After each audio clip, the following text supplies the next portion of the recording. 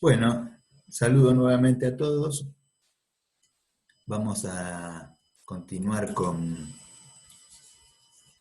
vamos a ver el módulo 2 de la clase 5. Estamos en la segunda clase de soluciones integrales. Estamos en la primera clase de soluciones integrales en el segundo módulo. Bien. Bueno, estos son clases de teoría. Yo soy Claudio Perazo, profesor adjunto de Contabilidad 2.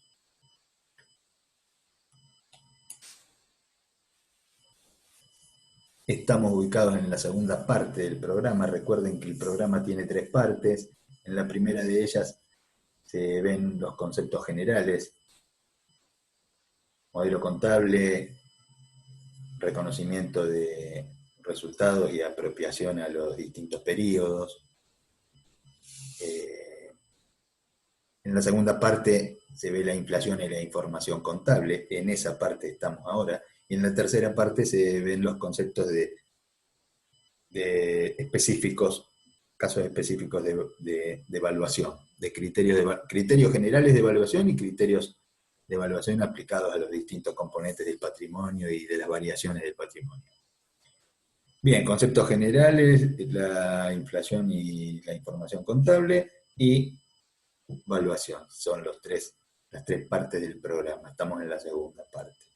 A su vez, la segunda parte, recuerden que tiene 3 unidades, capítulo unidades o capítulos 5, 6 y 7. En el 5 se les da el concepto de lo que es la inflación, cuáles son las distorsiones que genera, qué criterios hay en la contabilidad para tener en cuenta o no tener en cuenta los efectos de la inflación, cuáles son las distorsiones que genera si no se la tiene en cuenta, cómo se la mide. Y en la unidad 6, la 5 y la 6 las vieron con el profesor Baldi. En la 6 vieron algunas soluciones parciales para corregir esas distorsiones, y ahora estamos en la unidad 7 viendo las soluciones integrales. De nuevo, en el módulo anterior, vamos a ubicarnos un poquito en el programa. Acá les comparto, como ya hice en el módulo anterior, la unidad 7. En la clase anterior vimos alguna introducción, por la cual ahora vamos a hacer un recorrido muy rápido. En esa introducción habíamos recordado algunos conceptos.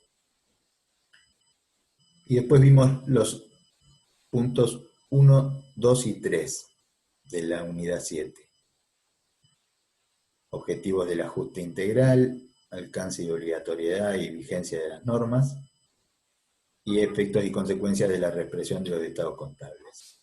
Y en este módulo vamos a intentar ver discriminación de activos y pasivos e índices aplicables. Bien. Les decía que yo había hecho una introducción, me había basado fundamentalmente en estos 4 conceptos: contabilidad, modelo contable, componentes del modelo y la unidad de medida. Y todo esto estaba enfocado a destacar una cuestión: cuál es que la contabilidad mide, y para eso necesita una unidad de medida.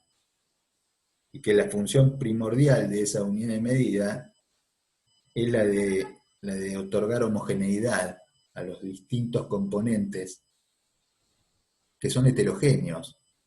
Digo, a los componentes del patrimonio del ente. Los componentes del patrimonio son heterogéneos, no son comparables, no son acumulables. Entonces, la contabilidad hecha a mano a un elemento que permite otorgar homogeneidad. Ese elemento es la unidad de medida. La unidad de medida debe otorgar homogeneidad a los componentes heterogéneos del patrimonio del ente.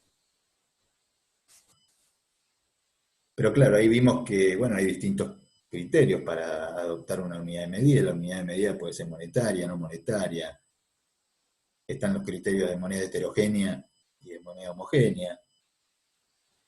Moneda heterogénea, contabilidad tradicional, ignoraba los efectos de la inflación, generaba distorsiones. moneda homogénea, considera los efectos de la inflación y lo que pretende es corregir esas distorsiones. Volvimos a ver qué es la inflación. Ya vieron el concepto en la unidad 5 ustedes con el profesor Baldi. Se les ha dicho que la inflación es el incremento sostenido y generalizado de los precios de los bienes y servicios de una economía. Incremento sostenido y generalizado de los precios. Y ahí yo había escrito, si todos los precios medidos en moneda se incrementan, entonces hay inflación, porque la moneda está perdiendo poder adquisitivo, que es otra manera de definir la inflación. Digo, en el módulo anterior, yo les mostré esta diapositiva. Suelo en las clases presenciales corregir o aclarar alguna cosa que yo haya dicho en clases anteriores, con más razón ahora que tengo posibilidad de ir y mirar el video. Cuando lo vi, noté que estaba escrito en la diapositiva, si todos los precios medidos en moneda se incrementan. Entonces, ojo con esto, por eso ahora lo muestro de nuevo y corrijo, tacho la palabra todos. Para tener un contexto de inflación, no es necesario que todos los precios se incrementen. ¿Estamos? Lo que se debe incrementar para constituir inflación es el conjunto de los precios. No todos los precios es necesario que suban para que haya inflación. Lo que es necesario es que suban los precios del conjunto. ¿Sí? Ustedes saben, y ahora vamos a ver algunos detalles más, que la inflación se mide a través de la variación de precios de un conjunto de bienes que se considera representativo de los bienes y servicios que se transan en una economía. Digo, entonces, el costo total o los precios totales de esos bienes, de ese conjunto, es lo que tiene que aumentar para que haya inflación. Pero dentro de ese conjunto, los precios individuales de algunos bienes, que ya veremos no se comportan como el total, pueden no haber aumentado, incluso pueden haber disminuido, y sin embargo haber inflación. En definitiva, la única aclaración acá es que la palabra todos está de más y puede confundir. Bien, esta fue una aclaración, después tengo otra corrección para hacer. No, lo otro es agregar algo que había omitido. Bien, pero sigamos, vimos que era la inflación, vimos que ignorar los efectos de la inflación genera distorsiones en la información contable. Las agrupé en dos. Una que yo le llamo falta de homogeneidad. Se obtienen mediciones que están expresadas en monedas de distinto poder adquisitivo y por lo tanto eso justamente impide a la unidad de medida ejercer su función principal, cuál es la de otorgar homogeneidad a los componentes. No se está logrando. Y además, no se reconoce el RECPAM que puede llegar a haber tenido el ente, el resultado por exposición a los cambios en el poder adquisitivo de la moneda. Esas son las dos distorsiones. Mediciones no homogéneas,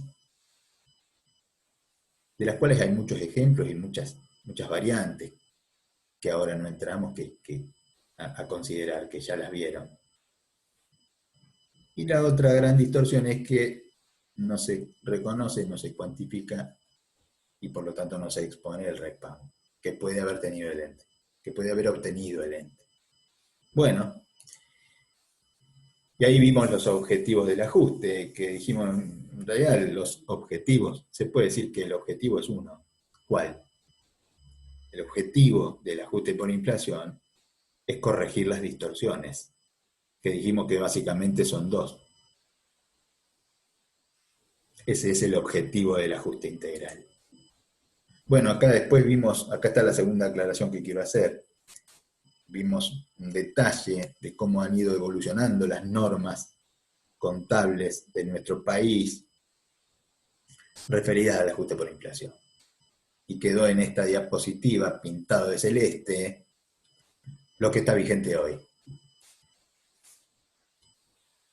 En ese detalle había omitido, me pareció conveniente agregarlo, había omitido en el año 2015 las resoluciones técnicas de FACSE 41 y 42, que se refieren a entes pequeños y medianos, ¿Por qué digo que tienen que estar ahí esas resoluciones? Porque las resoluciones técnicas 41 y 42, que obviamente hoy rigen, otorgan ciertas dispensas a los entes que encuadran como entes pequeños y medianos. Las libera de aplicar algunas normas contables. Les da ciertas excepciones a esos entes. FAPSE. Normas que han sido adoptadas en todos los consejos de todo el país, que están vigentes, pero precisamente entre esas excepciones no está la del ajuste por inflación. Al contrario, estas normas remiten a la RT17 y por lo tanto a la RT6 para la aplicación del ajuste por inflación. Son normas que establecen el ajuste por inflación para estos entes. De la misma manera que rige para los demás entes. Digo, entre esas normas vigentes hoy en materia de ajuste por inflación, está bueno que se mencionen la RT41 y la RT42. No estaban incluidas, me pareció conveniente agregarlas. Bueno, vimos efectos y consecuencias, entonces, digo, el objetivo del ajuste por inflación es corregir las distorsiones. Si se lo aplica de manera adecuada al ajuste por inflación, ¿cuáles son los efectos y consecuencias? Precisamente la corrección de esas distorsiones. Entonces, luego del ajuste, ¿cuáles son los efectos? Y los efectos son dos, básicamente. Que todas las partidas de los estados contables deben quedar expresadas en moneda de poder adquisitivo de un mismo momento. Que generalmente además veremos luego, creo que ya lo hemos mencionado, el momento que se elige en las normas contables es el de cierre del ejercicio, del mes de cierre. Generalmente el mes de cierre. Entonces, ¿cuál es la primera consecuencia de haber aplicado ajuste por inflación? Que las partidas van a quedar todas expresadas en moneda de poder adquisitivo del mes de cierre de ejercicio. Y la segunda consecuencia es que se reconoce, se mide y se informa en los estados contables el RECPAM que puede haber obtenido el ente de acuerdo a la composición de su patrimonio, ya lo veremos. Esos son los efectos y las consecuencias. Para esto recuerden que habíamos visto un ejemplo, no lo voy a reiterar, pero en ese ejemplo se mostraba una situación patrimonial inicial, compuesta por caja, por bienes de cambio y por capital al inicio.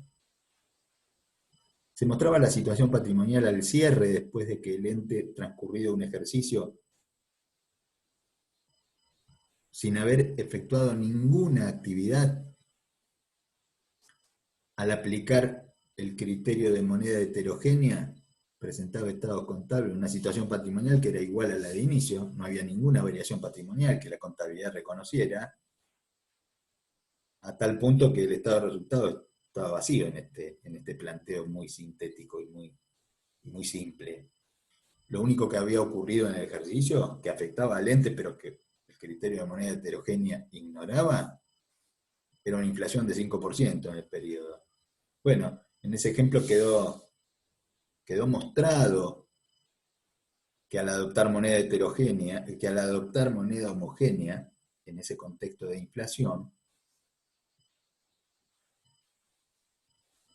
primero quedaba en evidencia que había distorsiones al aplicar moneda heterogénea, porque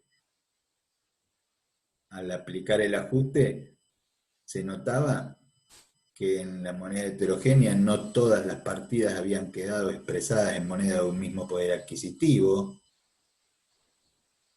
o sea que había distorsiones. ¿Por qué? Porque la caja había quedado ya en moneda de cierre, sin hacer ningún tipo de ajuste, pero al no hacer ningún tipo de ajuste, los bienes de cambio habían quedado en moneda de inicio. Entonces había una partida en moneda de cierre, otra partida en moneda de inicio, otra partida más que era el capital en moneda de inicio. Al hacer el ajuste por inflación, cambiaron las mediciones de los bienes de cambio y cambiaron de los bienes de cambio y del capital. Ahora sí, en moneda homogénea, todos los bienes quedaron medidos en moneda de poder adquisitivo de cierre. O sea que en este pequeño ejemplo se están mostrando las distorsiones y se están mostrando los efectos y consecuencias de la reexpresión. Y con esto termina el punto el punto 3. Digo, también se reconoció el RECPAM. Distorsiones, partidas de distinto, expresadas en monedas de distinto poder adquisitivo, y no se mostraba el RECPAM. Consecuencias del ajuste. Las partidas quedaron en moneda de un mismo poder adquisitivo, cierre, y se cuantificó y se expuso en los estados contables el RECPAM. En definitiva, recuerden ustedes, este concepto me va a servir dentro de unos minutos. El ente había perdido 5 pesos porque había mantenido caja durante todo el periodo en el cual la inflación había sido 5%. El ente, por haber mantenido 100 pesos en efectivo, había perdido poder de compra, que se había cuantificado precisamente en 5 pesos. No había podido mantener el capital que tendría que haber mantenido para no perder. El ente tendría que haber mantenido 210 pesos, que son aquellos 200, pero medidos en moneda de cierre. Aquellos 200, para estar igual que antes, hoy equivalen a 210. ¿Pudo mantener 210 el ente? No, porque como consecuencia de haber tenido caja, solo pudo mantener 205, perdió 5. ¿Por qué perdió 5? Porque tuvo caja. Dicho de una manera más matemática, dicho de una manera que tiene más que ver con la metodología que con lo conceptual, el ente perdió 5 porque no pudo ajustar la caja. Dicho de una manera más conceptual, más económica y más contable, el mantenimiento de efectivo le hizo perder poder de compra. Bien. Entonces, ahora sí, resumimos, ¿qué pasó con el ejemplo anterior? Y bueno,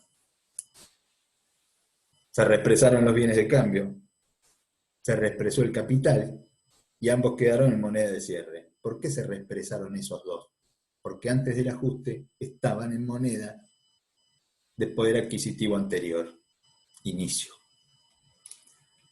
¿Y qué pasó con la caja? No fue necesario, no fue posible. No solo no fue necesario reexpresarla. ¿Por qué? Y porque antes del ajuste ya estaba en moneda de cierre. Hay una diferencia, ¿ven? O sea que en definitiva se cumplió el objetivo. Todas las partidas quedaron en moneda de cierre. Ojo, algunas se ajustaron y otras no. Y además se reconoció el RECPAM. Algunas partidas generaron RECPAM. Acá está la discriminación que viene ahora. Esto nos deja de cara al punto 4, que es clasificación o discriminación de activos y pasivos. Vamos a encarar para los activos y pasivos estas dos cuestiones. La fundamental, que es cuáles de ellos generan RECPAM y cuáles no. Y la otra es todas las partidas, cuáles se ajustan y cuáles no. Bien. Acá empieza el segundo módulo. Bien. Entonces, las dos preguntas que antes ya formulé. ¿Cuáles partidas se ajustan? Bueno, esta pregunta, cuando digo partidas, digo cuentas. Cuentas que están en los estados contables. Esta pregunta, ¿cuáles partidas se ajustan? Se aplica a todas las cuentas, a las cuentas patrimoniales y a las cuentas de resultados. Ya vimos recién, tenemos estados contables y tenemos que determinar cuáles se ajustan y cuáles no. Y la respuesta es, se ajustan todas las que antes del ajuste estén expresadas en moneda de poder adquisitivo anterior al mes de cierre. Ahora la otra pregunta es, ¿cuáles partidas generan RECPAM? Esa pregunta solo se aplica a los activos y a los pasivos. Cuando yo quiero saber qué partidas se ajustan, estoy hablando de todas las cuentas, patrimoniales y de resultados. Cuando me pregunto cuáles partidas generan RECPAM, estoy hablando solo de las cuentas de activo y de pasivo. La pregunta se debería formular de esta manera: ¿cuáles son los componentes del patrimonio que pueden generar RECPAM o no? Esa pregunta se refiere a los activos y a los pasivos. Y la respuesta es: generan RECPAM solo los activos y pasivos representativos de moneda nacional o de cuentas por cobrar o pagar en moneda nacional sin cobertura. Ya vamos a ver qué significa cobertura. ¿Qué significa cobertura en este contexto? Entonces, de nuevo, ¿cuáles son las partidas que generan RECPAM? La pregunta sería: ¿cuáles son los activos y pasivos que generan RECPAM? Los que son representativos de moneda o de cuentas por cobrar o pagar en moneda, cancelables en pesos, en moneda nacional, sin cobertura. Cobertura es interés o cualquier otro tipo de ajuste. Cuando no hay ningún interés, ningún ajuste, ninguna cobertura de nada, cuando tener una cuenta por cobrar es lo mismo que tener pesos en efectivo, bueno, entonces estoy expuesto a inflación. Esos activos y pasivos son los que generan RECPAM.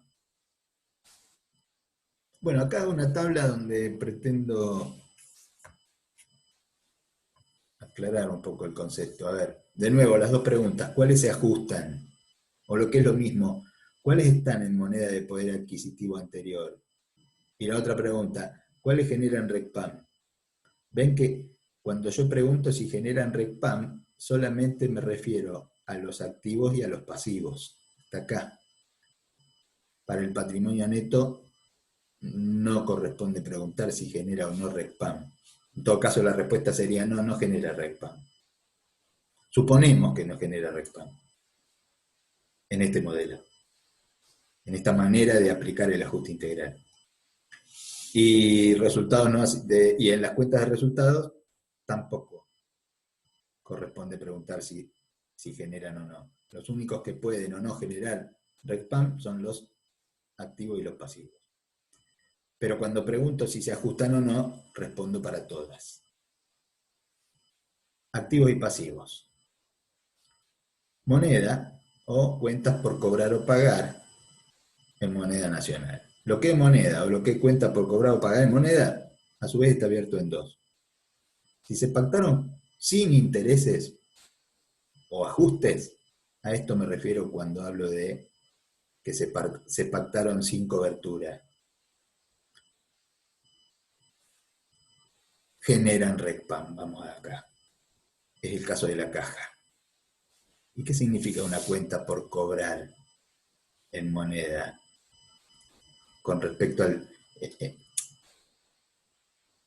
en cuanto al ajuste por inflación y en cuanto a la exposición a la inflación.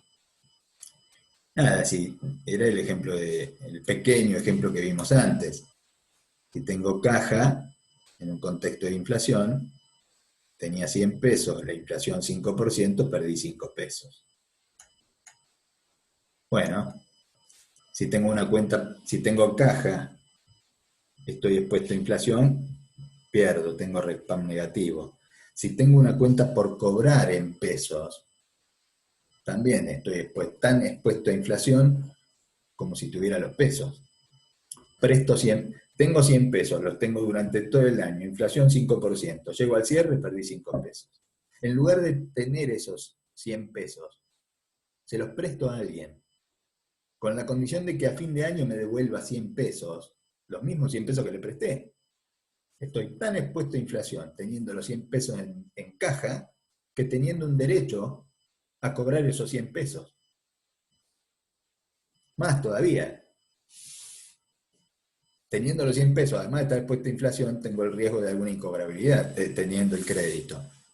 Bueno, esa incobrabilidad, si mantengo los pesos, no la tengo, pero estoy tan expuesto a inflación, teniendo pesos en efectivo, que teniendo cuentas por cobrar en efectivo sin ningún interés. Por eso decimos, la moneda o las cuentas por cobrar o pagar en moneda generan RECPAM. Y además no se ajustan, porque si su fecha de origen es anterior al cierre, si su fecha de origen es la de cierre o del mes de cierre, ya están en moneda de cierre, todas las partidas. Pero si su fecha de origen es anterior al cierre, algunas partidas igualmente están en moneda de cierre como la caja.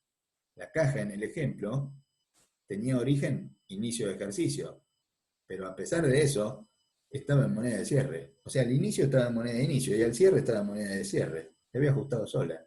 Eran los mismos 100 pesos, el mismo valor tenían esos 100 pesos, valor nominal. Lo que había cambiado era el poder de compra, nada más.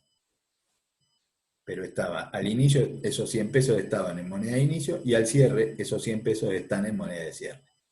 Digo, aun cuando su fecha de origen sea anterior al cierre, estos activos y pasivos ya están en moneda de cierre, por lo tanto no se ajustan. ¿Qué pasa con los que fueron pactados con algún interés? Imaginen que en el ejemplo que les di recién, tengo 100 pesos al inicio, los mantengo hasta el cierre, inflación 5%, perdí 5.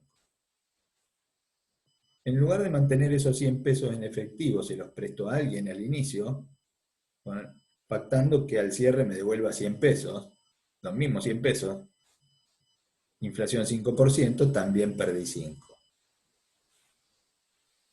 Pero ahora supongamos que los pacté, digo, inflación 5%, presté 100 pesos, pero con un 7% de interés, con una cobertura.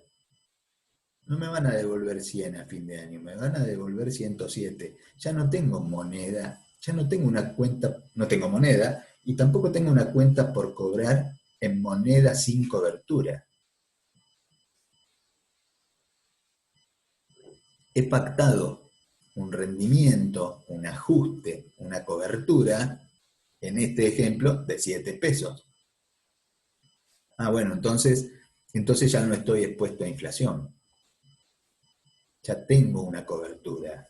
Ya no tengo un activo monetario representativo de moneda o de cuenta por cobrar en moneda sin ajustes. No. Presté 100, me van a devolver 107. Si yo ignorara los efectos de la inflación, moneda heterogénea, diría, presté 100, al cierre tengo para cobrar 107, gané 7. Más allá de que los cobre o no, tengo una cuenta por cobrar que ahora vale 107. Gané 7. Esto es lo que informa la contabilidad tradicional, porque ignora los efectos de la inflación. Pero, si adopto moneda homogénea y tengo en cuenta los efectos de la inflación, el crédito va a seguir valiendo 107.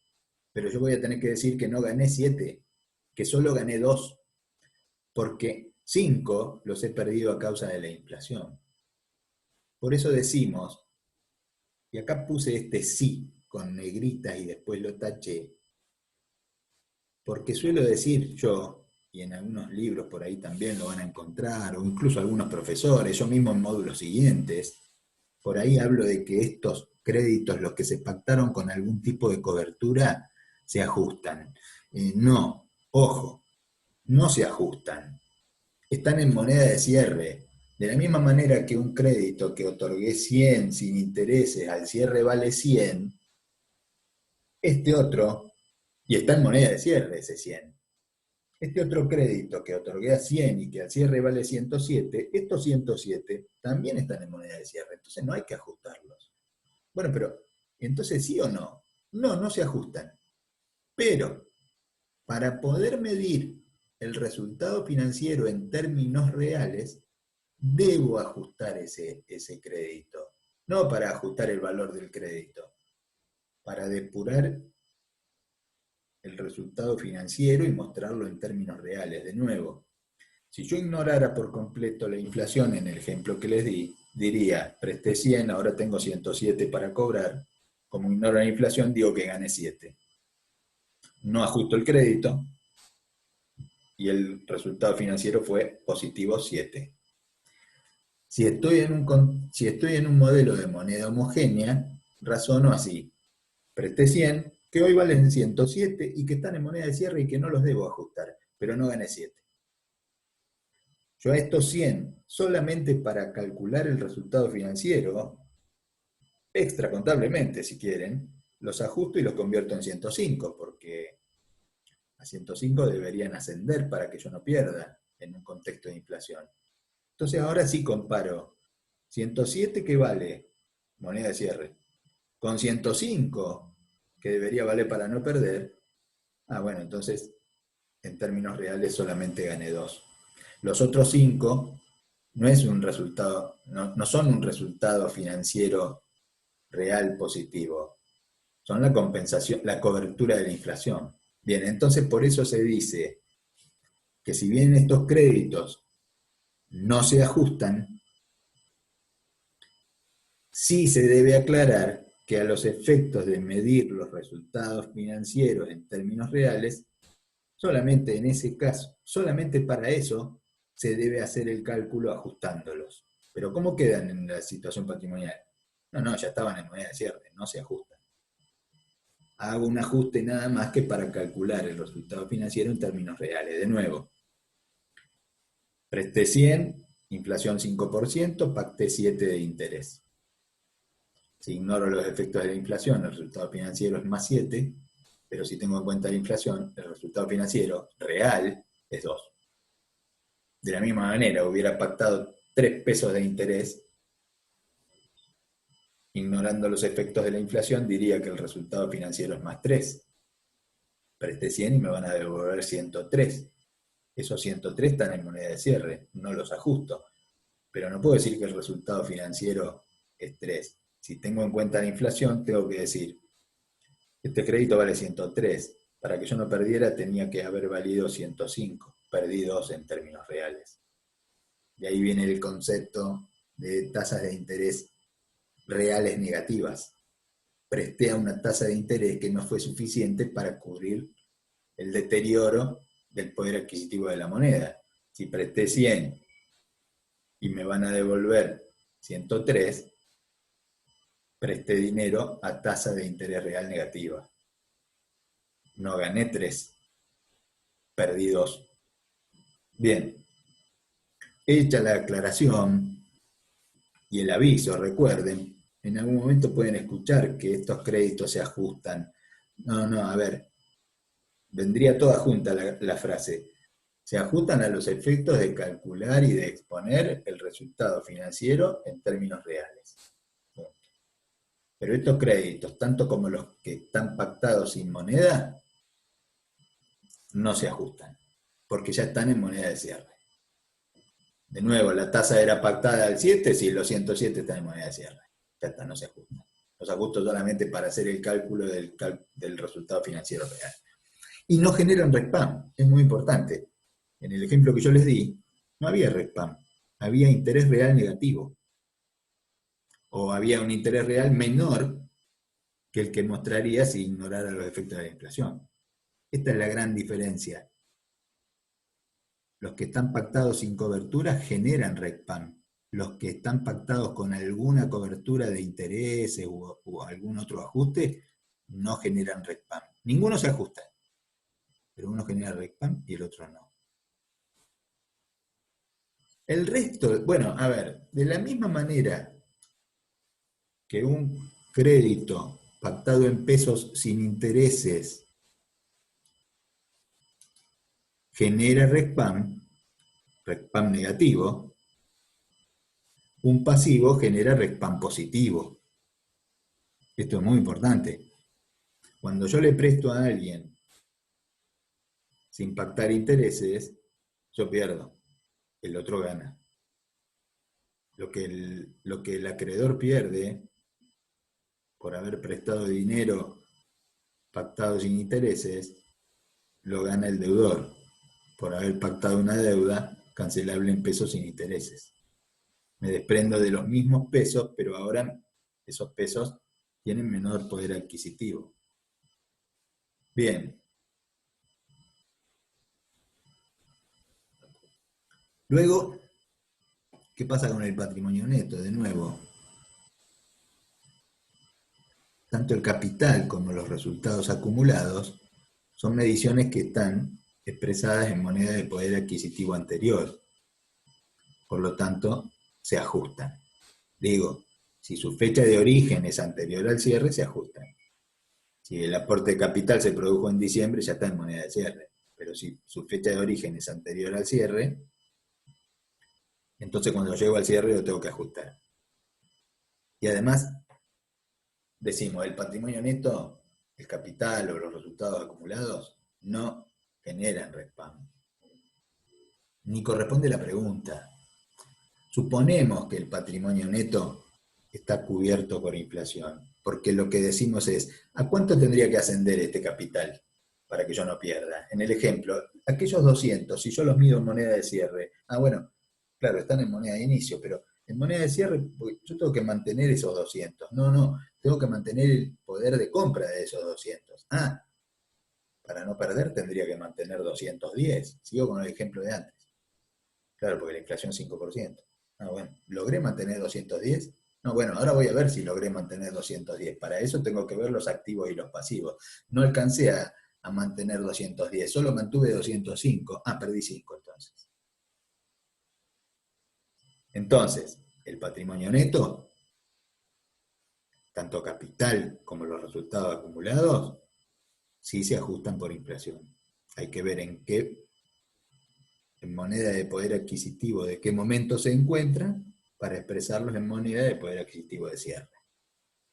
Bien, lo mismo para las cuentas de resultados. Las ventas de enero están en moneda de poder adquisitivo de enero. Por lo tanto, para expresarlas en moneda de poder adquisitivo de diciembre, las tendré que ajustar. Las de febrero, y están en moneda de poder adquisitivo de febrero, las tendré que ajustar. Las de marzo, las de abril, las de diciembre, no las tengo que ajustar, porque ya están en moneda de diciembre. Y ahí están las distorsiones. Cuando yo hablaba en algún momento de las distorsiones y el profesor Baldi, más o menos enfocábamos así. Las ventas de enero, las de febrero, las de marzo, las de abril, todas las ventas del año están en moneda de poder adquisitivo de cada momento. Y cuando yo las sumo al cierre, estoy sumando mediciones que están en moneda de distinto poder adquisitivo. Lo que tengo que hacer con esas ventas, con todos los resultados, es expresarlos todos en moneda de cierre. Los tengo que ajustar. Bien, de manera que entonces los activos y pasivos están los que generan RECPAM y los que no. Los que generan RECPAM, moneda en efectivo o cuentas por cobrar o pagar en moneda nacional sin intereses ni cobertura, generan RECPAM. Cuando han sido pactados con alguna cobertura, no generan RECPAM. En ningún caso se ajustan, con la aclaración de que sí ajusto los que tienen cobertura, pero solo para calcular el resultado financiero real. Bien, el patrimonio neto, los resultados acumulados y los resultados del periodo no generan RECPAM,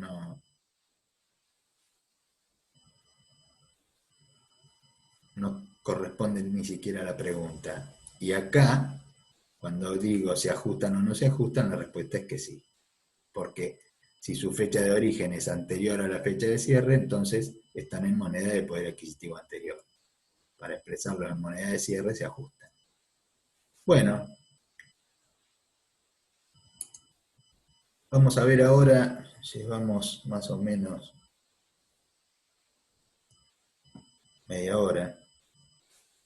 Vamos ahora al punto 5 del programa, que trata sobre los índices aplicables. Bueno, a ver.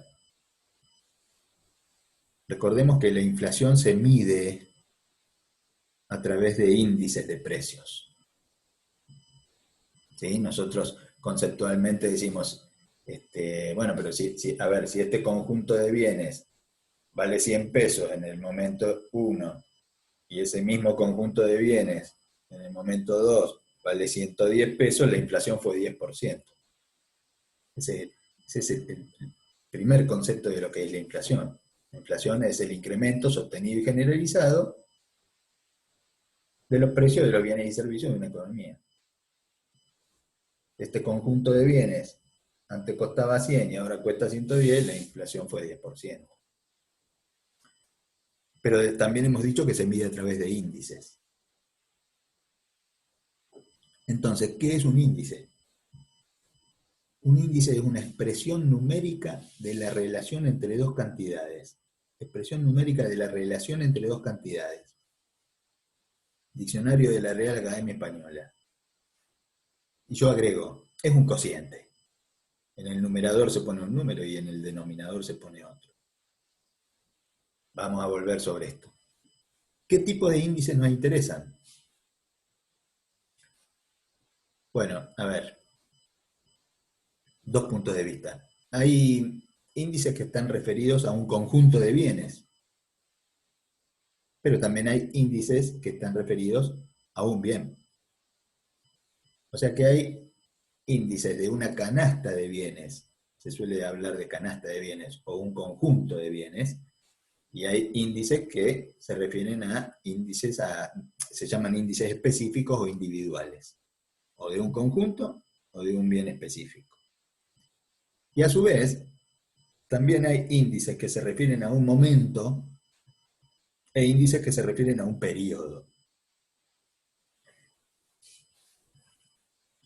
Los índices que elabora el INDEC, bueno, no hablamos de qué es el INDEC. El INDEC es el Instituto Nacional de Estadísticas y Censos, que es un organismo oficial, que es el que en nuestro país elabora y publica los índices de precios. Los índices de precios del INDEC son los que se utilizan en las normas contables para medir la inflación. Bien, esos índices se refieren a conjuntos de bienes, no a bienes individuales, a conjuntos de bienes se refieren los índices que vamos a usar. Y también se refieren a periodos, no a momentos, a periodos. Hablamos del índice de precios de diciembre, no hablamos del índice de precios del 20 de diciembre, del índice de precios de diciembre, del índice de precios de marzo, del índice de precios de abril, no del 20 de abril, del 10 de marzo. Bien.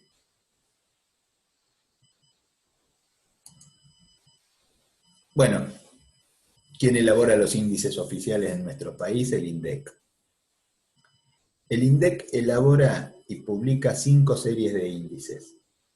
De nuevo, ya con el concepto de que un índice puede referirse a una canasta de bienes o a un bien en particular,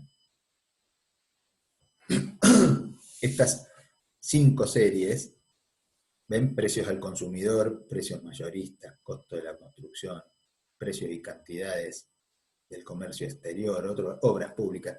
Estas 5 variantes son distintas canastas de bienes, que a su vez tienen distintos precios de acuerdo a la etapa del proceso productivo en el que nos estemos parando.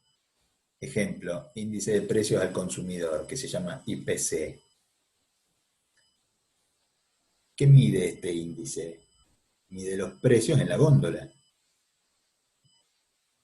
¿Y cómo se forma esa canasta? Bueno, esa canasta se forma por los bienes que consume un consumidor tipo. Un consumidor promedio, digamos. El más representativo, no sé cuál es, no importa. Lo importante es el concepto. El índice de precios al consumidor, conocido como IPC, está midiendo los precios de un conjunto de bienes. ¿Y qué precios? Los mayoristas, los minoristas, los precios de góndola, los que paga el consumidor. Pero después está el sistema de precios mayoristas, que a su vez tiene 3 componentes. Índice de precios internos al por mayor, índice de precios internos básicos, índice de precios básicos al productor. Bueno, están pintados de celeste el IPC, índice de precios al consumidor, y el IPIN, índice de precios internos al por mayor, porque en las normas contables se utilizan. Después vamos a ver que se utiliza una combinación de estos índices en la actualidad. Históricamente se usaba el IPIM y después se lo empezó a combinar con el IPC a partir del año 2000, de una modificación última que hubo, que es la resolución 539 del año 2018, la resolución de mesa de Junta de Gobierno. Esta, miren, esta. ¿Ven? La resolución de Junta de Gobierno 539 del año 2018, de septiembre, de FAPSE, que está en esta lista primero porque está vigente, fue la que estableció la última postergación del ajuste por inflación, hasta esta fecha lo había postergado, y además empezó a digamos, modificó a la RT6, que antes establecía la RT6, que sigue vigente, por eso está en amarillo, está en celeste, amarillo de donde salió, RT6, esta establecía IPIM, decía que había que usar IPIM, pero a partir de acá se empezó a hacer un índice combinado entre IPIM e IPC, después lo vamos a ver. Pero digo, entonces por eso, ¿qué índices nos interesan? Ambos. ¿Y qué característica tienen estos índices? Nada, son índices que se refieren a canastas de bienes, conjuntos de bienes, conjuntos distintos uno y otro, y precios en la escala en la cadena de generación de valor de producción, en etapas distintas. Uno es consumidor y otro es mayorista. Pero son índices que se refieren a periodos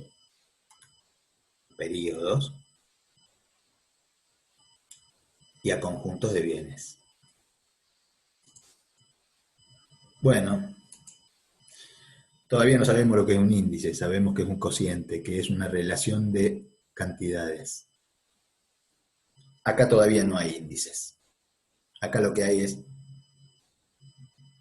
una super simplificada canasta de bienes. Supongamos, M1, M2, M3, M4, M5 podrían ser momentos, pero también podrían ser meses. Interpretémoslos como meses. Mes 1, mes 2, mes 3, mes 4 y mes 5. Canasta de bienes. Supongamos que esta canasta de bienes, este conjunto de bienes, está integrado por los bienes A, B, C y D. ¿Qué hay acá adentro? Unidades y precios unitarios. Unidades, precio unitario, unidades, precio unitario, unidades, precio unitario. Supongamos que en el mes 1, esta canasta de bienes está integrada por estas unidades, cada uno de estos bienes tiene estos precios unitarios, y supongamos que esta canasta tiene un costo de 10.000 pesos. Ahora supongamos que en el mes 2, la misma canasta de bienes, esto es, los mismos bienes y las mismas unidades de cada uno de esos bienes. Si esto fuera IPC, diríamos, un consumidor tipo consume en un mes todas estas cantidades de estos bienes, que en el mes 1 tienen estos precios unitarios. ¿Y cuál es el costo total de lo que consume este consumidor? 10.000 pesos. Supongamos que en el mes 2 los mismos bienes y las mismas cantidades. ¿Cuánto había acá? 2 unidades, acá también. Acá había 10, acá también. Acá había 20, acá también. Los mismos bienes y las mismas unidades, pero con un precio distinto. Digo, puede haber sido distinto, porque estos son los precios del mes 1. A veces voy a decir momento, por ahí, por la costumbre, pero razonemos en términos de periodos, son meses. Bueno, entonces digo, y bueno, en el mes 2 tiene estos precios, y entonces ahora ya le cuesta 11.000. Ah, esta misma canasta costaba 10.000, ahora cuesta 11.000. Sí, pero en el mes 3 cuesta 13.200. La misma cantidad de bienes. en la elaboración de los índices, en teoría, porque después en la práctica hay variaciones, pero están tratadas con mucha rigurosidad y con mucha precisión matemática, cuestiones que yo no pretendo tener acá, esto solamente es conceptual, estamos tratando de que quede claro el concepto, cuál es la idea, cómo se elabora un índice, pero no porque esta sea la manera precisa de la elaboración, la desconozco. Es para que quede el concepto. Un índice está conformado de esta manera. En definitiva, se miden los costos de una misma canasta de bienes en distintos momentos o en distintos periodos. Te dirán, ¿cómo los precios? ¿Cómo hago para sacar el precio del bien A del mes? Porque yo tengo precio el 1 de enero, el 2 de enero, el 3 de enero, el 4 de enero. Los precios, ¿cuál es el precio de enero? Bueno, será un promedio del mes. O se tomará como representativo el de mediados de mes, no importa, pero importante que acá están los números, los precios que corresponden a este mes. Es mucho más fácil, quizás más natural, razonarlo en términos de momentos. Bueno, pero los índices se refieren a periodos, a meses. Bueno, en definitiva, digo, las unidades de los distintos bienes no cambian, y las unidades de estos bienes tampoco cambian, porque si no, se estaría contaminando la variación que pretendemos medir, porque la variación que pretendemos medir es solo de precios. ¿Cuál sería la conclusión acá? Y bueno, si en el mes 1 esta canasta me costaba 10.000 pesos y en el mes 2 me cuesta 11.000, la inflación fue un 10%. El incremento del costo de esta misma canasta entre un mes y otro fue 10%, porque de 10.000 a 11.000 el incremento fue 10%. Entonces, este incremento es el que nosotros decimos que es representativo de la inflación que hubo entre el mes 1 y el mes 2. Si esa misma canasta en el mes 3 vale 13.200, es porque entre el mes 2 y el mes 3 la inflación fue un 20. Bueno, entonces, de nuevo, acá todavía no hemos elaborado índices, estos son canastas. ¿Cómo puedo medir la inflación? Comparando el costo total de una canasta a fechas distintas, o a momentos distintos, o a meses distintos. Si yo de ahí, de esa canasta, saco uno de los bienes para verlo nada más, el bien A. Bueno, el bien A tiene un precio unitario de 1.000, y a lo mejor en el mes 2 tiene un precio unitario de 1.200, o sea que se incrementó un 20. Y en el mes 3 tiene un precio unitario de 1.260, se incrementó un 5. Y después otro 5, y después otro 10. Acá está lo que aclaraba yo. Cada bien dentro del conjunto se ha comportado de una manera. Su precio unitario ha variado, pero no necesariamente ha variado igual que el conjunto. El conjunto aumentó 10%, pero este bien acá aumentó 20%.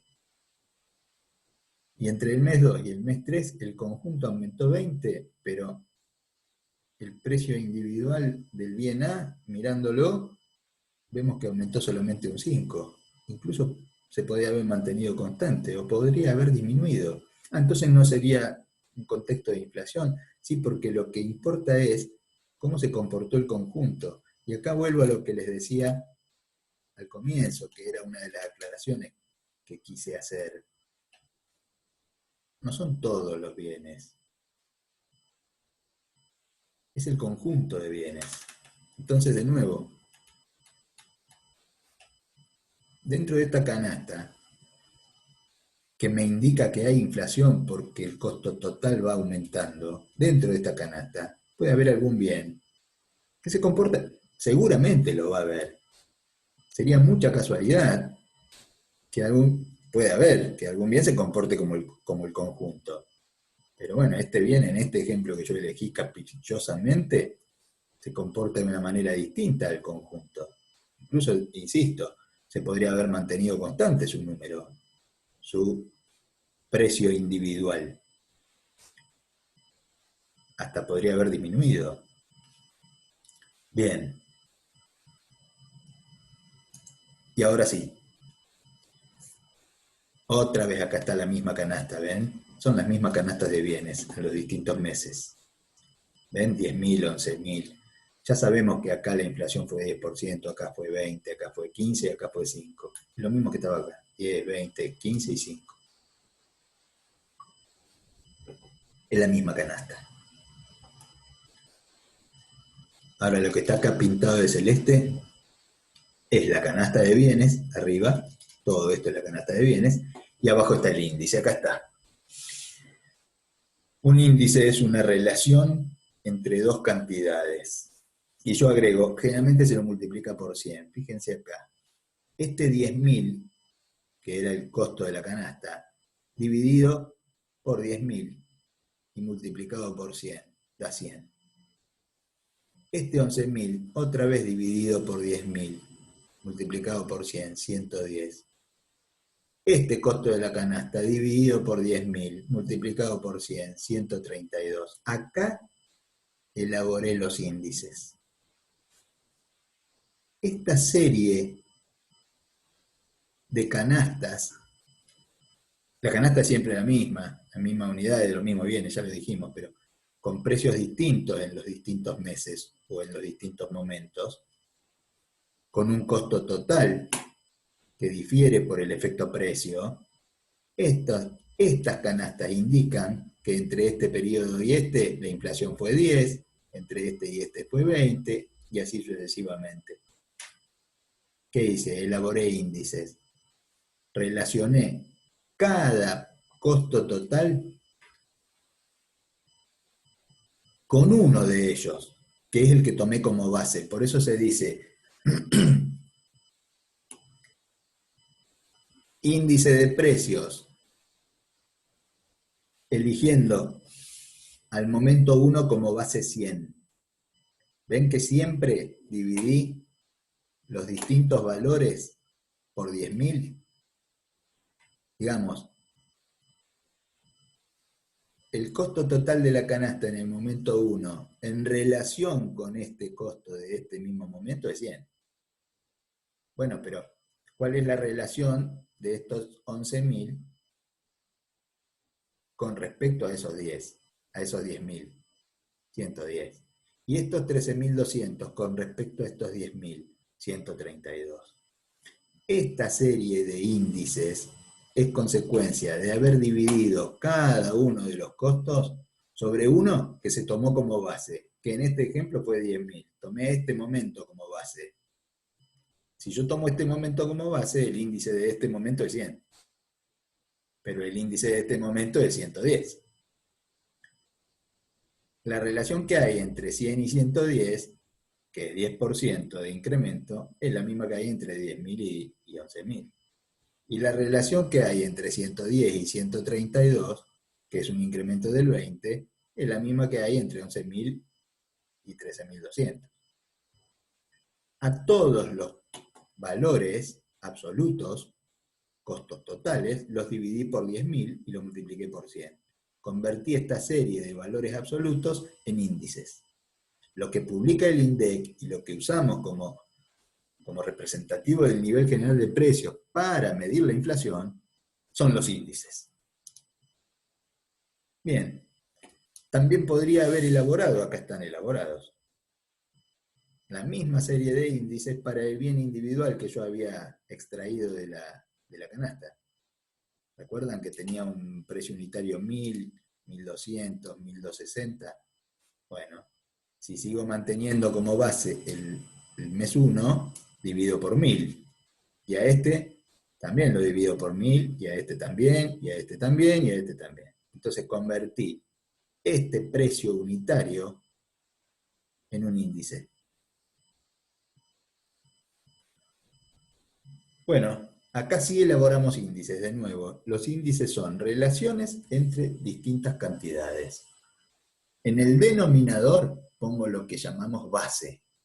Uno de estos valores lo tomo como base. Entonces expreso todos los demás en relación con este. Obvio, el mismo que tomé como base, por eso se dice base 100. Momento 1, base 100. O mes 1, base 100. Bueno, si el mes 1 es base 100, en el mes 2 es 120. Sí, porque acá el incremento fue 20%. Y si acá es 120 y acá es 120, siempre base 100, pero ¿qué relación hay entre 120 y 126? 5%. Estos son valores absolutos, precio total de la canasta, y estos son índices.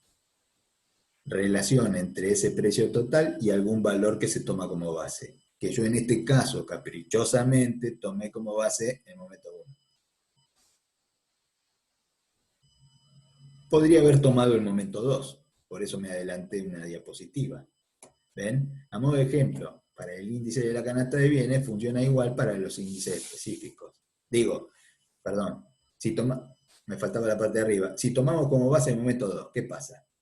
Dividimos todo por el valor del momento 2, entonces ahora base 100 es este. Porque es 11.000 sobre 11.000, 10.000 sobre 11.000, 13.200 sobre 11.000. Esta serie de índices es la misma que esta. Lo que pasa es que yo en esta tomé el mes 1 como base 100 y en esta tomé el mes 2 como base 100. Ustedes dirán, bueno, pero a ver, porque la relación, el incremento de acá hasta acá tiene que ser 10%, lo es. Si yo miro, si yo a 90 con 91 lo incremento en un 10%, llego a 100.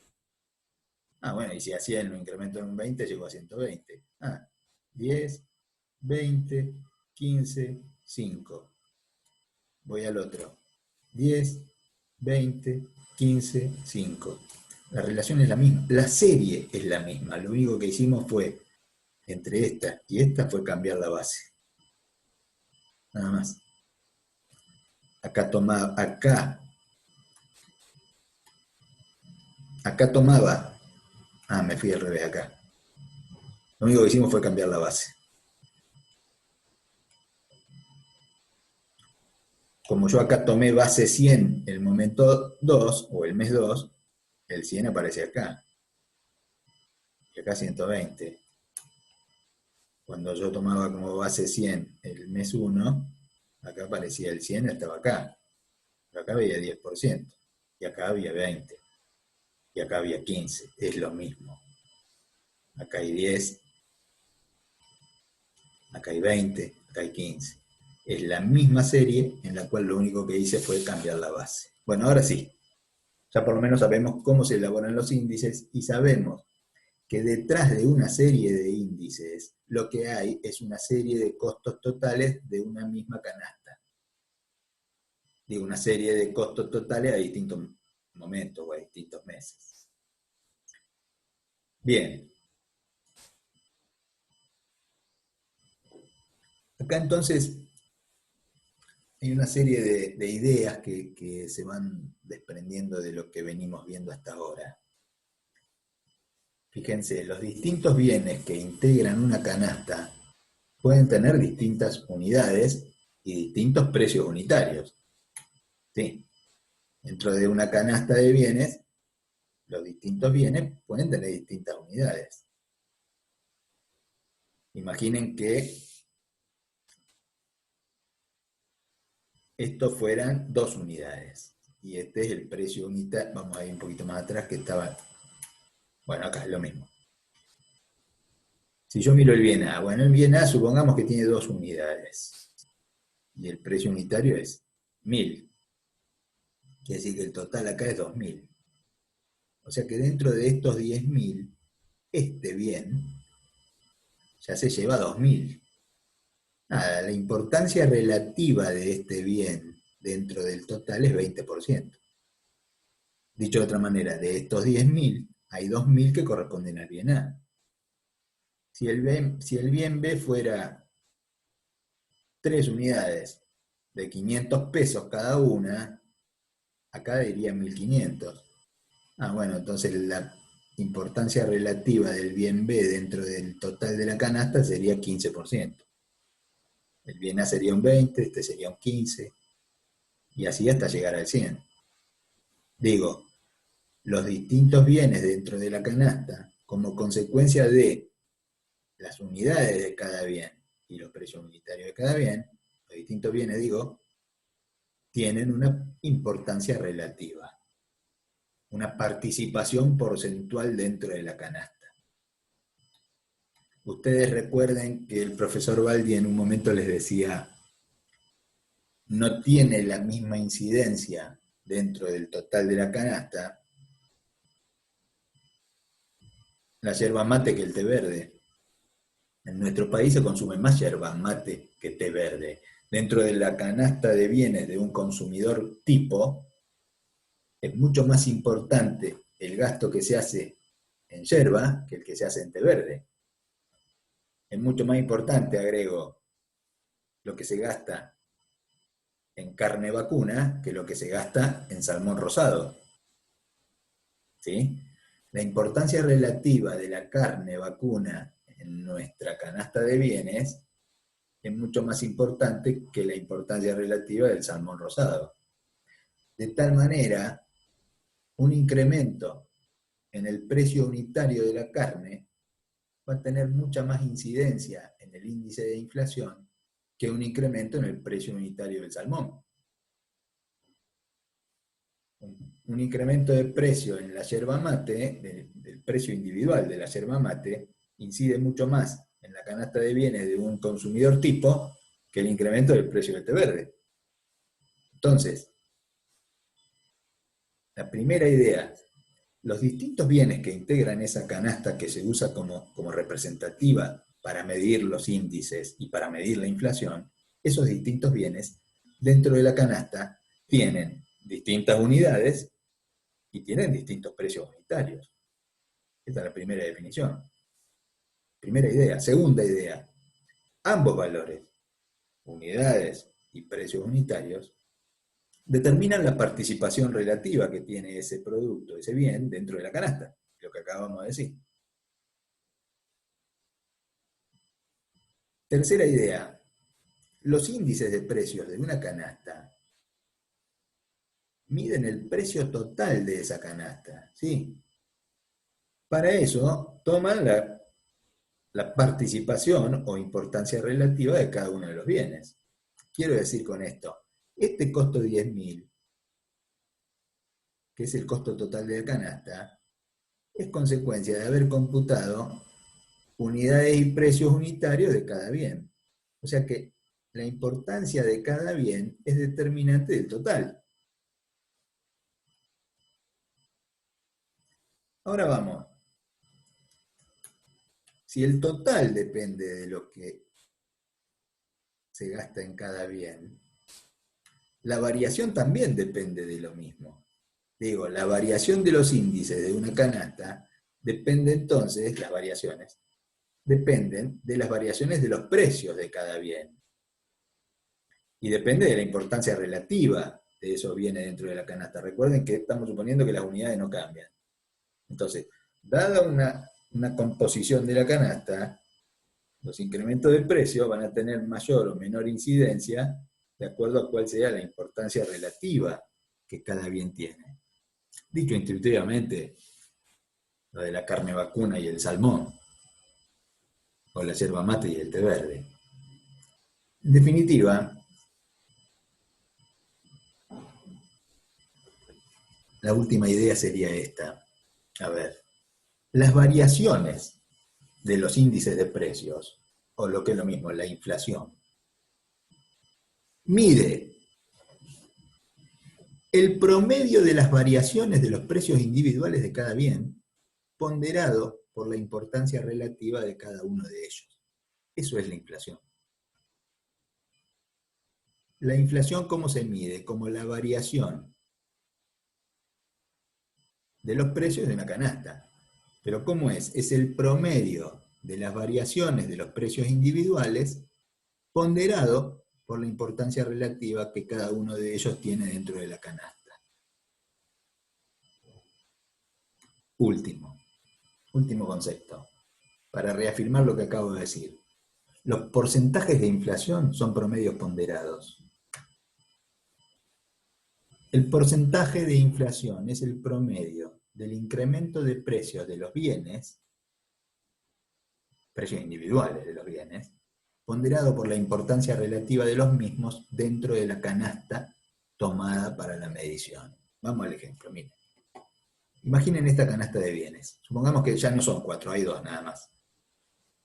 Esta canasta está conformada por 2 unidades de A multiplicadas por su precio individual, total 200 pesos. Más el bien B, 20 unidades, por 10 pesos, cada uno 200 pesos. O sea que el total de esta canasta es 400. 400 pesos es el costo total. ¿Cuál es la importancia relativa de cada bien dentro de la canasta? 50 y 50, porque se gastan 200 en A y 200 en B.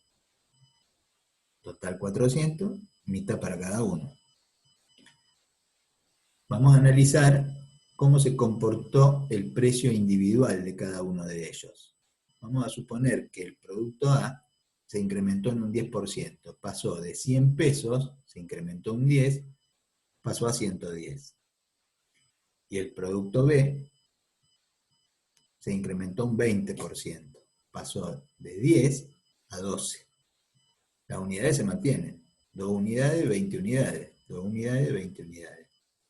¿Cuánto gasta ahora el consumidor? Este es un mes 1 y este es mes 2. Bueno, ahora gasta 460. Entonces, cuando nosotros decimos la inflación es el incremento de los precios de esta canasta entre un momento y otro, ¿cuál fue el incremento? De 400 pasé a 460, la inflación fue 15%. Lo mismo que antes hacíamos con la canasta total. Pasó de 10.000 a 11.000, la inflación fue 10%. Acá estoy diciendo, pasé de 400 a 460, la inflación fue 15%. ¿Cómo está compuesto este 15? Este 15 es el 10 de un producto del precio individual de un producto, más el 20 del precio individual del otro producto, 10 más 20, 30, dividido 2, 15. Es promedio simple. No, es promedio ponderado. Lo que pasa es que acá la ponderación es 50 para cada uno y es lo mismo que promedio simple. Pero en realidad tengo que decir que este 15 está conformado por este 10 multiplicado por este 50%, más este 20 multiplicado por este 50%. 5 más 10, 15. De nuevo, cuando medimos la inflación, lo que hacemos es comparar el precio de una misma canasta en momentos distintos. Cuando comparo 400 con 460, el incremento fue 15. Ese incremento es un promedio ponderado de los precios individuales. ¿Ponderado por qué? Ponderado por la importancia de cada bien, que en este ejemplo era 50 cada uno. Imaginemos una canasta distinta. Bien A y bien B. Precio unitario el mismo, 100, 100. 10, 10. Pero las unidades son distintas, de tal manera que estas 8 unidades son 800 pesos y estas son 20 unidades, son 200 pesos.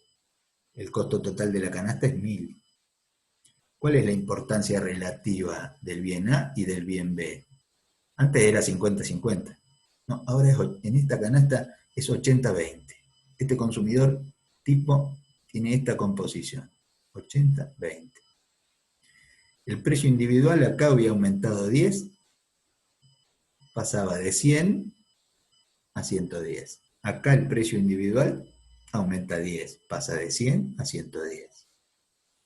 Y este otro precio individual había pasado de 10 a 12, había incrementado un 20. Bueno, de 10 a 12.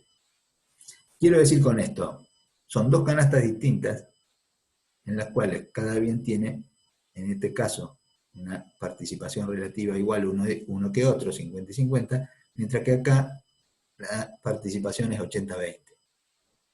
Todo lo demás es igual, incremento 10%, 10%.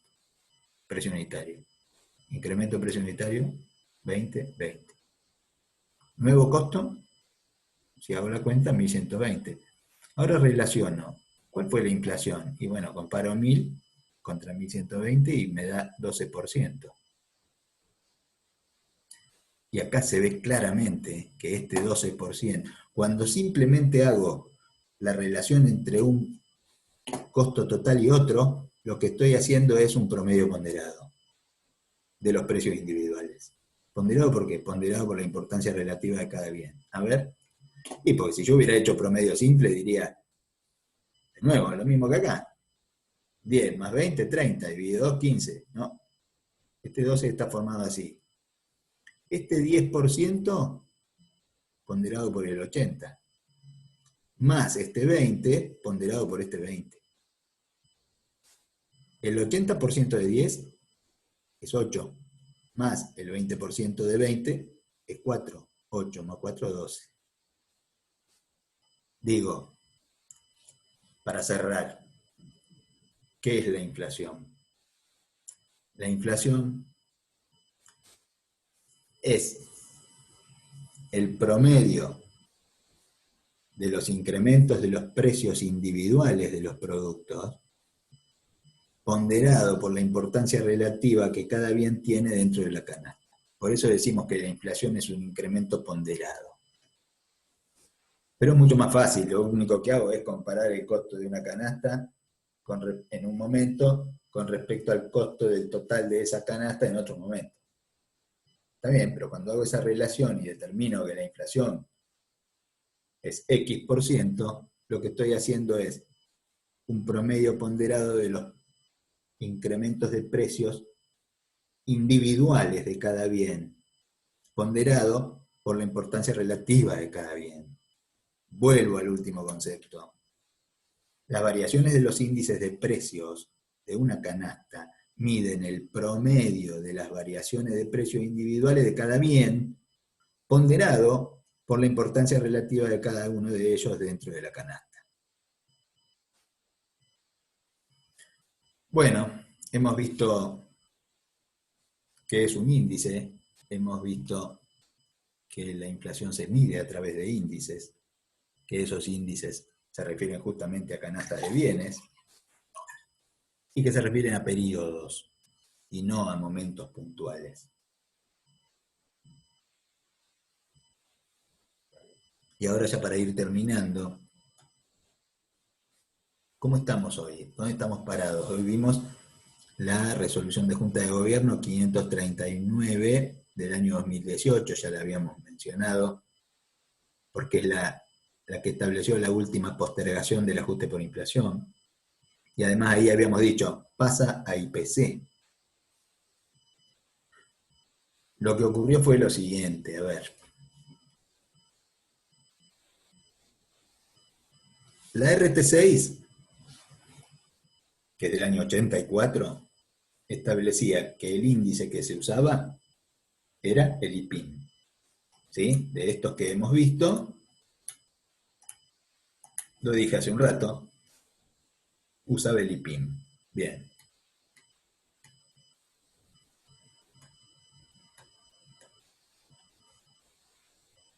En octubre de 2015, hasta octubre de 2015 usaba el IPIN. ¿Qué ocurrió? En noviembre y en diciembre del año 2015,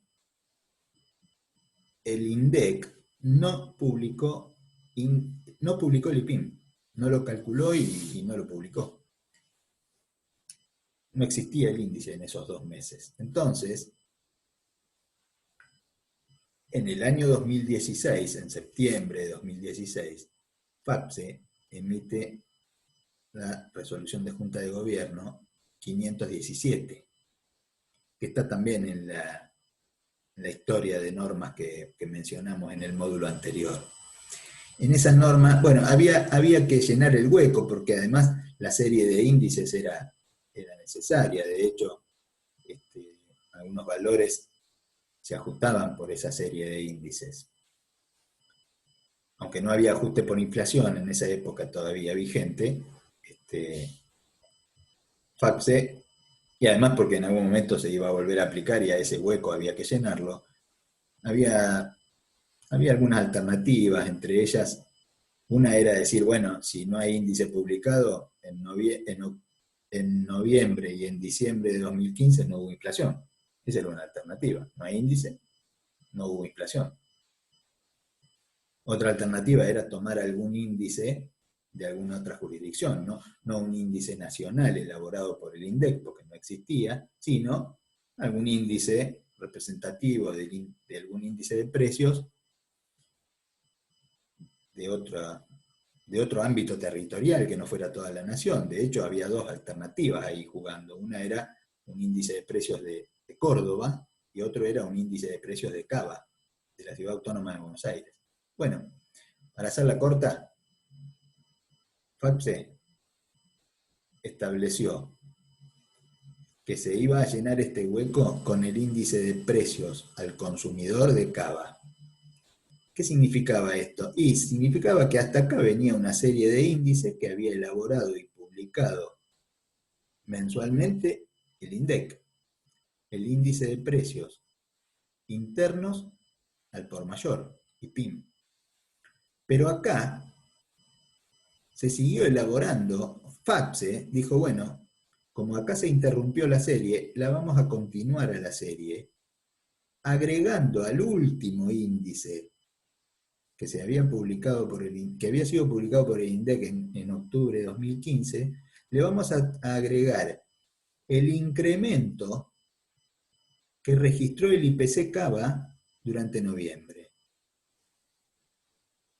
Y empezó a elaborar su propia serie de índices. FACSE no tuvo más remedio, porque la serie que venía usando, publicada por el INDEC, se había interrumpido en octubre de 2015. Entonces, ¿cuál era el índice que correspondía a noviembre de 2015? Bueno, FACSE dijo, no sé, supongan que acá el último número había sido 100. Otra vez, bueno, 1000. Vamos a suponer que el índice era 100. Si el índice era 100 y en noviembre el IPC de Cava se había aumentado en un 10%, pongamos, entonces FACSE dijo, bueno, el índice que nosotros vamos a poner acá va a ser 110. ¿Por qué? Porque va a ser consecuencia de agregarle este 10% del incremento del IPC Cava al último índice que había elaborado el PIM, que había elaborado el INDEC. De nuevo, si el último índice había sido 100 y el incremento del IPC Cava en noviembre había sido 10, entonces el IPIM nuevo elaborado por FACSE era 110. Bueno, y lo mismo para diciembre. Si el IPIM elaborado por FACSE hasta noviembre 2015 le había dado 110 y la inflación ahora era un 20, digo, si la variación del IPC Cava durante diciembre era 20, entonces el IPIM que estaba elaborando FACSE en virtud de la 517 iba a ser aquel 110 al cual se le incrementaba un 20. ¿Estamos? Esto fue lo que ocurrió en este periodo. Hasta octubre de 2015, el INDEC publicaba el índice de precios internos mayoristas. Publicaba el IPIM. Interrumpió a partir de acá, durante noviembre y diciembre no publicó nada. Entonces a este hueco lo cubrió FACSE, agregando al último IPIM publicado por el INDEC el incremento de noviembre y a ese agregándole el incremento de diciembre, registrados ambos por el IPC Cava. Y hasta acá llegó, a diciembre de 2015, llegó con una serie de índices que estaba conformada por una combinación. El IPIN puro, vamos a llamarle así, hasta octubre de 2015.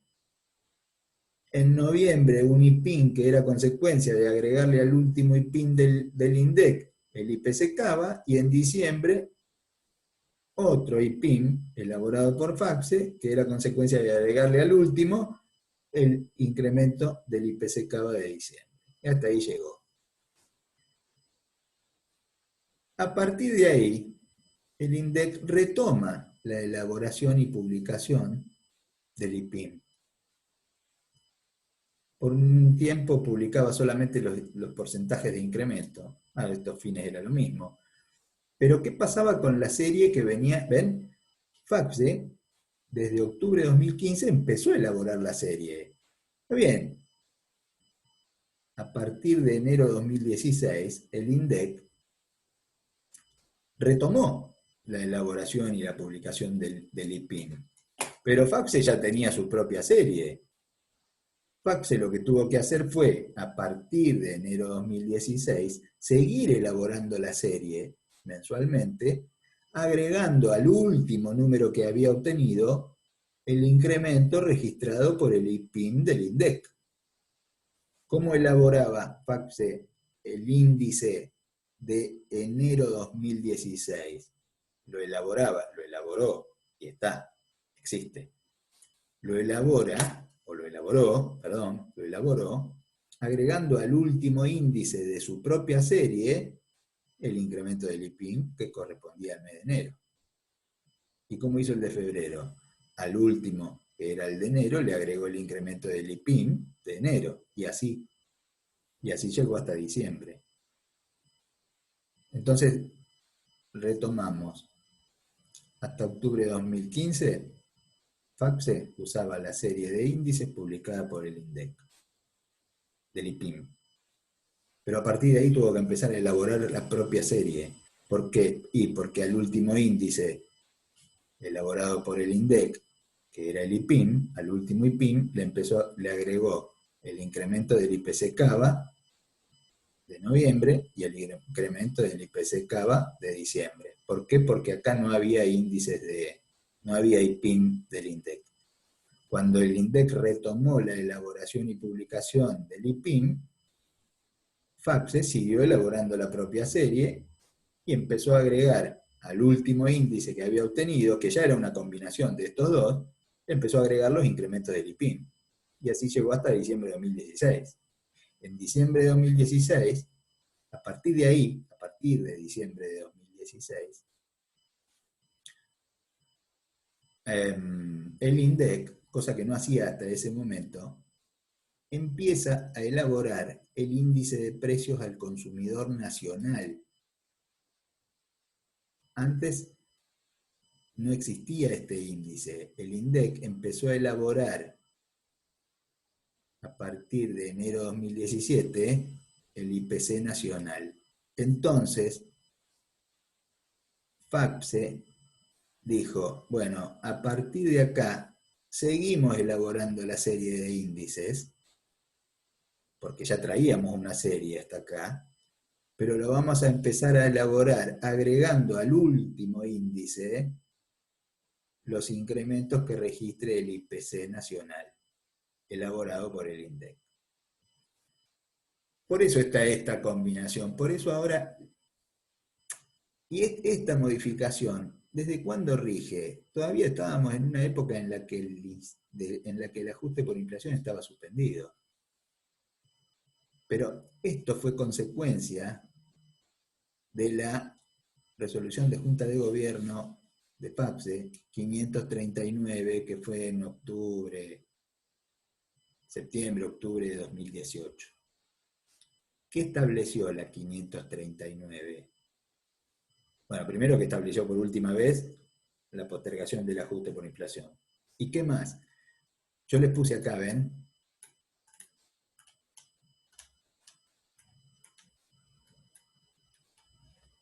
De nuevo, año 2018, septiembre, la Junta de Gobierno 539 posterga el ajuste por inflación, pero además pasa a IPC.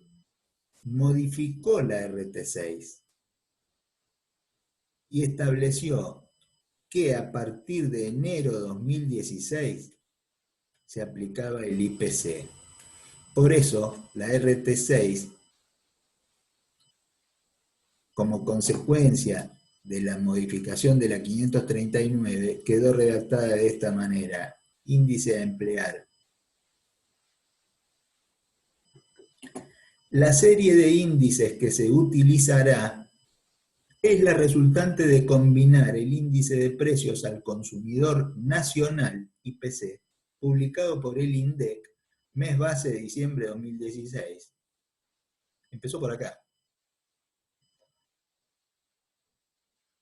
Es la resultante de combinar el IPC nacional con el IPIM publicado por FAPSE, tal como lo establece la resolución de Junta de Gobierno 517. La serie completa del índice, según la definición del párrafo anterior, será elaborada y publicada mensualmente por esta federación una vez que tome conocimiento público la variación mensual del IPC nacional del INDEC.